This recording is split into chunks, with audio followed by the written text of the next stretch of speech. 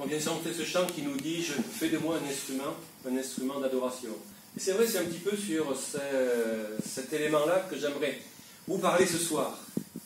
Parce que c'est... Je ne sais pas comment vous vivez, vous, mais si je vous pose la question, qu'est-ce que vous avez à la maison?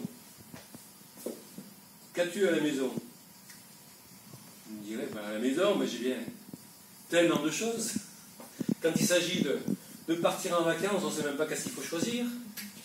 Quand il s'agit de déménager, alors là, on a rempli des camions. Et c'est vrai qu'en quelquefois, il y a tellement de choses que nous avons chez nous qui s'entassent dans la maison et qui ont dit « Oh, ça servira bien toujours un jour, ça sera bien toujours utile. » Mais souvent, à quoi ça sert? Mais cette question, qu'as-tu à la maison? Dans la Bible, il y a une personne qui l'a posée, cette question. Et ça, nous trouvons son histoire dans le deuxième livre des Rois, au chapitre 4, verset 1er. 2 Rois 4, verset 1er. Une femme, d'entre les femmes des fils des prophètes, cria à Élisée en disant « Ton serviteur, mon mari, est mort. Et tu sais que ton serviteur craignait l'Éternel. Or, le créancier est venu pour prendre mes 2 enfants et en faire ses esclaves. » Élisée lui dit « Que puis-je faire pour toi? Dis-moi, qu'as-tu à la maison ?» Elle répondit « Ta servante n'a rien du tout à la maison qu'un vase d'huile. » Et il dit « Va demander au dehors des vases chez tous tes voisins, des vases vides, n'en demande pas un petit nombre.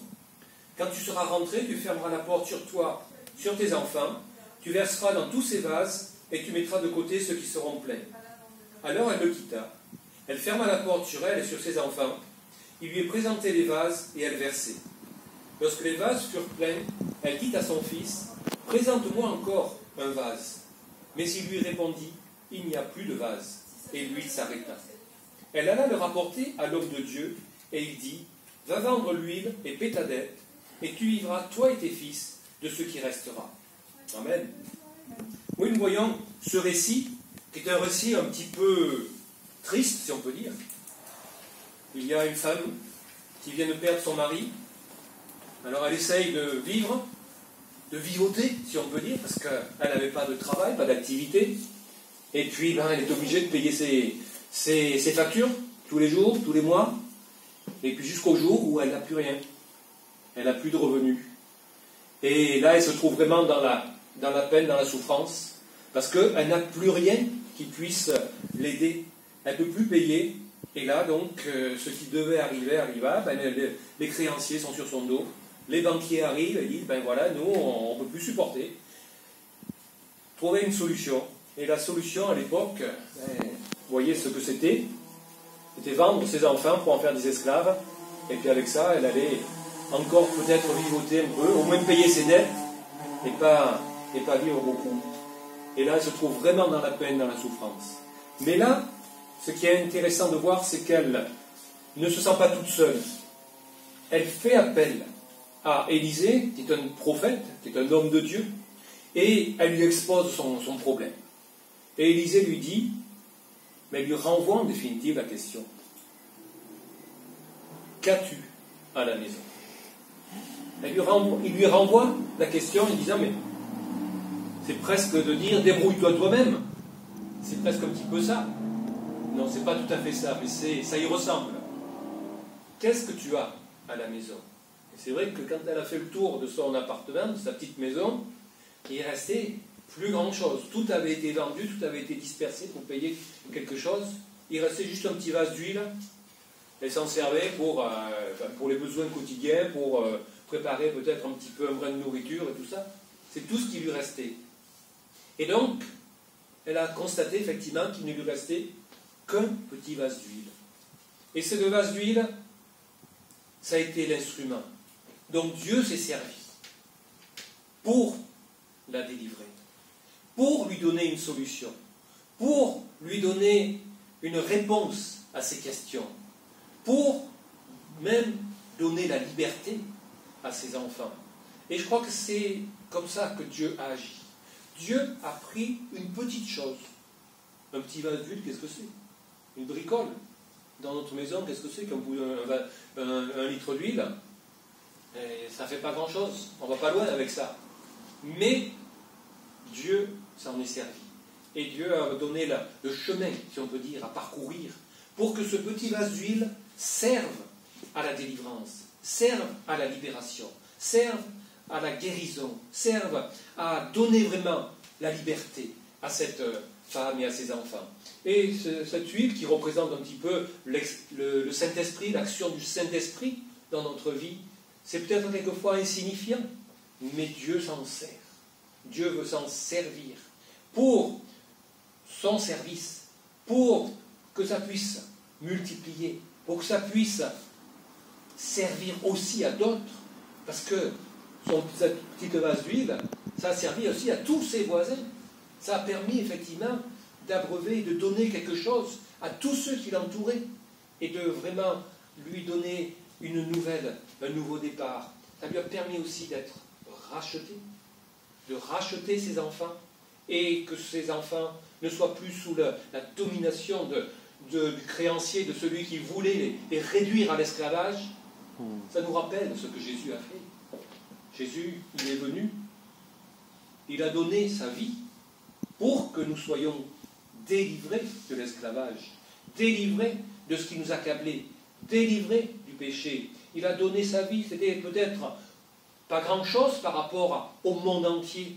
La vie d'un homme, qu'est-ce que c'est par rapport aujourd'hui à 7 milliards et plus de personnes dans le monde? Mais c'était ce petit vase d'huile, on peut dire, qui a permis de sauver l'humanité tout entière, qui a permis de trouver une solution pour que la dette soit payée et pour qu'on ne soit plus sous l'autorité du créancier qui est ce mal qui nous accable. Jésus a été, si on peut dire, ce vase d'huile qui a pu nous sauver, qui a pu nous délivrer. Et je crois que Dieu s'est servi dans cette histoire d'une petite chose qui a eu des grands effets. Et j'aimerais aussi voir avec vous d'autres images dans la parole de Dieu, d'autres scènes, si on peut dire, qui sont un petit peu semblables et qui nous montrent que Dieu se sert des petites choses pour vraiment faire des grandes choses pour sa gloire. Mais j'aimerais vous parler aussi d'un homme. Il s'appelle Moïse.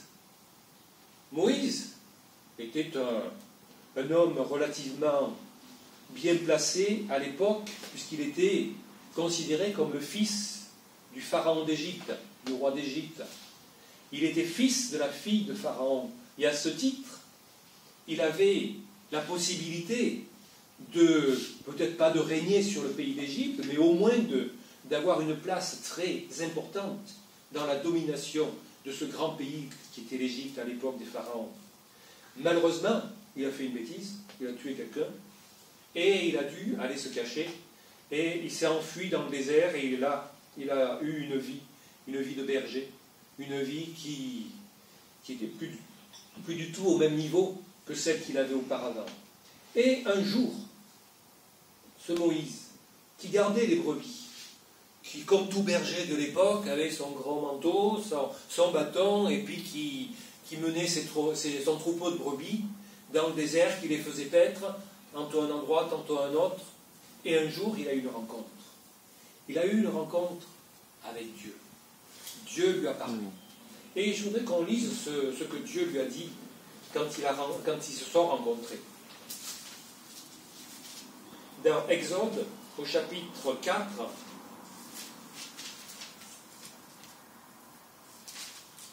donc Dieu a rencontré Moïse, sous la forme d'un buisson en feu qui ne se consumait pas, et Dieu lui a parlé. Et ce qu'il y a au chapitre 4 de l'Exode, nous voyons Moïse répondit et dit: voici, ils ne me croiront point. C'est les enfants, il parle des enfants de son peuple. Ils n'écouteront point ma voix, mais ils diront: l'Éternel n'était point apparu. L'Éternel lui dit: qu'y a-t-il dans ta main? Il répondit: une verge, c'est-à-dire un bâton de berger. L'Éternel dit: jette-la par terre. Il la jeta par terre et elle devint un serpent. Moïse fuyait devant lui. L'Éternel dit à Moïse: étends ta main et saisis-le par la queue. Il étendit la main, le saisit, le serpent redevint une verge dans sa main. C'est là, dit l'Éternel, ce que tu feras, afin qu'ils croient que l'Éternel, le Dieu de leur père, t'est apparu, le Dieu d'Abraham, le Dieu d'Isaac, le Dieu de Jacob. on voit que Dieu s'est manifesté à Moïse, et il voulait envoyer Moïse pour délivrer le peuple d'Israël, pour libérer le peuple d'Israël du pays d'Égypte. Et pour cela, il a choisi Moïse. Moïse qui peut-être avait théoriquement de grandes qualités. Sauf que là, depuis 40 ans, il était berger dans le désert. Toute son éducation avait dû plus ou moins disparaître et être effacée, si on peut dire, par ces 40 années dans le désert. Et Moïse était devant l'Éternel, et l'Éternel lui dit, mais je vais t'envoyer pour que tu délivres mon peuple. Moïse lui dit, mais c'est pas possible. Je ne suis pas capable. En plus, le peuple, il ne va pas croire en moi, il ne va pas croire que c'est toi qui m'envoies. Et Dieu, la seule chose qu'il lui dit, mais qu'est-ce que tu as dans la main? Il lui dit, ben, j'ai mon bâton de berger, c'est ma verge qui est là, c'est mon bâton qui me sert à diriger mon troupeau. Et Dieu lui dit, ben voilà, avec ce bâton, tu vas t'en servir pour faire éclater ma gloire. Tu vas t'en servir pour, d'une part, montrer au peuple que c'est bien moi qui t'envoie. Et ensuite, ce bâton, il va te servir pour faire éclater ma gloire, ma puissance, aux yeux même de Pharaon, le roi d'Égypte. Et c'est vrai qu'on voit que Moïse, ensuite, est allé jusque devant Pharaon, jusque devant ce grand roi d'Égypte, pour lui demander de libérer le peuple d'Israël. Et le Pharaon n'a pas voulu, c'était des esclaves, c'était très bon pour s'en servir, pour faire bâtir des villes. Il ne voulait surtout pas que ces esclaves s'en aillent. Il voulait les garder sous son autorité. On retrouve un petit peu la même chose que ce qu'on a vu dans le précédent récit, celui qui veut asservir le peuple. Et on voit que Moïse a été envoyé pour faire des grands prodiges devant le Pharaon. Et de quoi il s'est servi? De son bâton. Ce bâton, il a été l'instrument dont Dieu s'est servi pour faire des miracles, pour transformer l'eau en sang, pour faire venir les mouches et les moustiques d'Égypte, pour faire venir les ténèbres, pour faire venir toutes sortes de plaies, ce qu'on appelle les plaies d'Égypte. Ça a été opéré avec ce bâton. Et quand enfin le peuple d'Israël a pu sortir d'Égypte, Moïse avait toujours en main le bâton. Et quand le peuple s'est retrouvé devant la mer Rouge, cette grande mer qui barrait le passage, qui empêchait le peuple d'avancer, qu'est-ce que Dieu a dit à Moïse? Lève ton bâton sur la mer, et la mer va s'ouvrir. La mer s'est ouverte, et le peuple a pu passer. Quand le peuple s'est trouvé dans le désert, qu'il avait soif, qu'il ne pouvait plus, qu'il ne trouvait plus à boire, qu'est-ce que Dieu a dit? Eh bien, prends ton bâton et va frapper le rocher. Et il a frappé le rocher. Et l'eau a coulé. Et elle a permis à ce million de personnes qui suivaient Moïse d'être abreuvées, de ne plus avoir soif. On voit que Dieu s'est servi de ce bâton.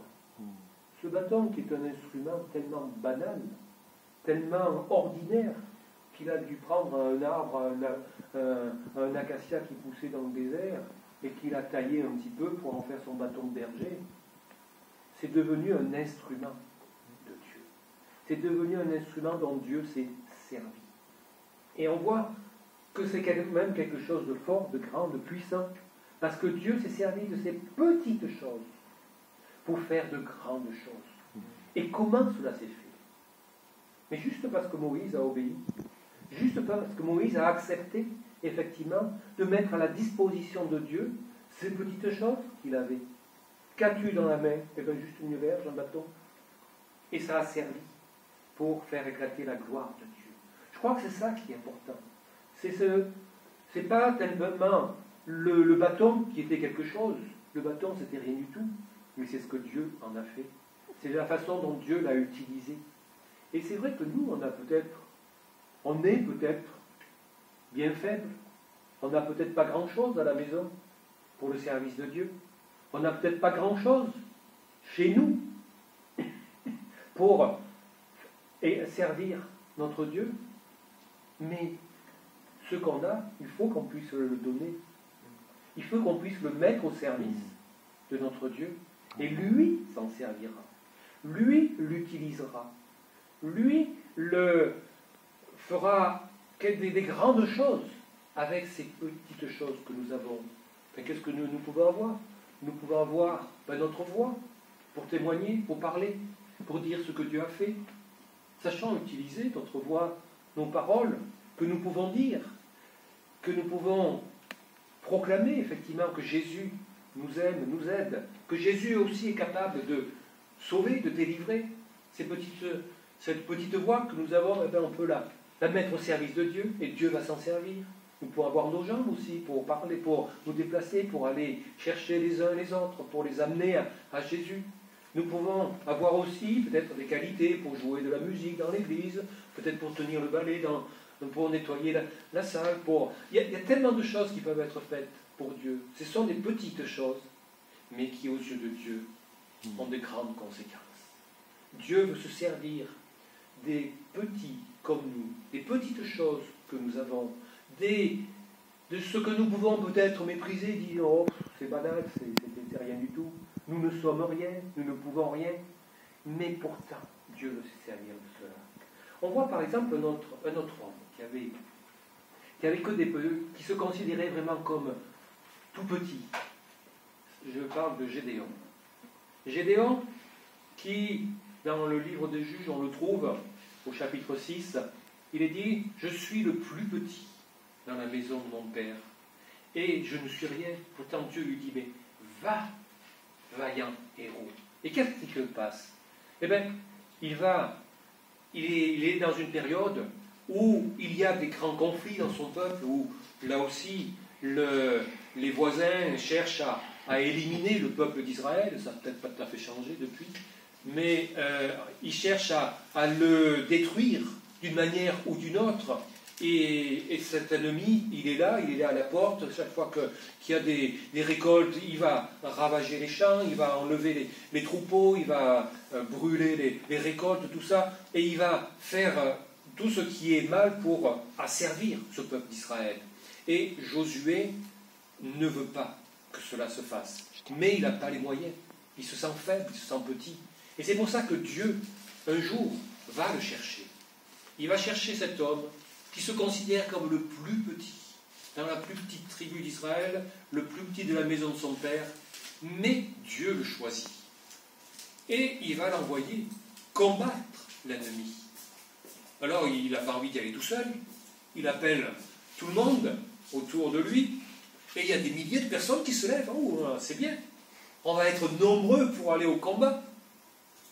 Mais Dieu lui dit, ils sont trop nombreux. Il y a trop de monde. Ah bon? Tous ceux qui ont peur, vous partez, vous en allez. Et là, il y a, je ne sais pas combien, plus de 20 000 personnes, je crois, qui s'en vont. Il en reste quelques-unes, quelques milliers encore. Et puis Dieu dit, mais ils sont encore trop nombreux. Et il va choisir 300 hommes qui vont rester avec Gédéon pour aller combattre l'ennemi. L'ennemi qui, lui, a plusieurs milliers d'hommes en bagarre, en bataille, prêts à se battre. Et Dieu va se servir de ces 300 hommes avec Josué pour aller remporter la victoire. Et comment il va le faire? Ils ne vont pas tous être équipés des armes surpuissantes que nous connaissons aujourd'hui, des fusées mitrailleurs et de tout ce qui peut exister comme dans l'arsenal des superpuissances. Non, ce n'est pas ça qu'il va utiliser. Il ne va pas équiper comme à l'époque il y avait des archers, il y avait des fantassins avec des épées. Non, personne n'a d'arme offensive, si ce n'est Gédéon. Seul Gédéon a une épée. Tous les autres, qu'est-ce qu'ils ont? 3 instruments. Une trompette, une cruche, et dans la cruche, il y a un flambeau qui est allumé. C'est tout ce qu'ils ont.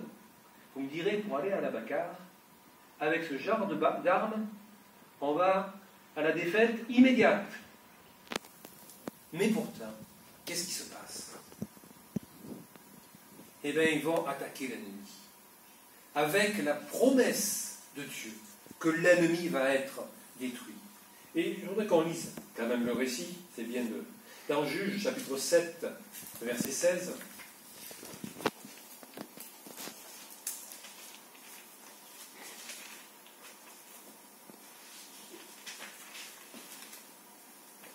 Juge 7, verset 16. Gédéon divisa en 3 corps les 300 hommes, et il leur remit à tous des trompettes, des cruches vides, avec des flambeaux dans les cruches. Il leur dit, vous me regarderez et vous ferez comme moi. Dès que j'aborderai le camp, vous ferez ce que je ferai. Et quand je sonnerai de la trompette, moi et tous ceux qui seront avec moi, vous sonnerez aussi de la trompette tout autour du camp. Et vous direz, pour l'Éternel et pour Gédéon.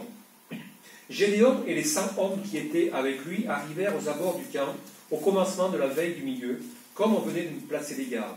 Ils sonnèrent de la trompette, brisèrent les cruches qu'ils avaient à la main. Les 3 corps sonnèrent de la trompette et brisèrent les cruches. Ils saisirent de la main gauche les flambeaux, de la main droite les trompettes, pour sonner, et ils s'écrièrent « Épée pour l'Éternel et pour Gédéon ». Ils restèrent chacun à sa place autour du camp, et tout le camp se mit à courir, à pousser des cris et à prendre la fuite. Les 300 hommes sonnèrent encore de la trompette, et dans tout le camp, l'Éternel a fit tourner l'épée les uns contre les autres. Le camp s'enfuit jusqu'à Beth-Shitta, vers Tséra, jusqu'au bord d'Abel-Méola, près de Tabat. On voit que, avec ces instruments, eh bien, ils ont remporté la victoire. C'était quelque chose de quand même très particulier. Et malgré ce fait, et avec ce qui était en leur main, ils ont pu vraiment remporter la victoire. C'était dérisoire. Dites-moi, on va aller au combat avec une trompette. Est-ce qu'on va au combat en portant sa cruche? Même s'il y a une lampe dedans, ça ne va pas servir à grand chose. On peut aller taper la cruche sur la tête de l'ennemi, mais quand elle est cassée, on fait quoi avec? La trompette, ça ne va pas bien loin. Non, mais parce que Dieu était là. Dieu agissait. Dieu était tout-puissant. La trompette, ça représente effectivement la louange, la gloire de Dieu. Ces hommes, ils ont glorifié Dieu. Ils ont proclamé la grandeur de Dieu. Ils ont sonné de la trompette. Et c'est vrai que je pense qu'au milieu de la nuit, quand tout à coup vous entendez les sons de trompette et que vous voyez tout le camp entouré de lueurs vacillantes tout autour, vous devez vous dire, mais qu'est-ce qui se passe? Les ennemis, ils ont dû avoir une belle peur. Et on voit d'ailleurs qu'ils ont eu une très belle peur, puisqu'ils sont tous entretués les uns les autres, et que la bagarre s'est terminée comme cela. On voit que Dieu s'est servi effectivement de ces instruments qui ne sont pas grand-chose,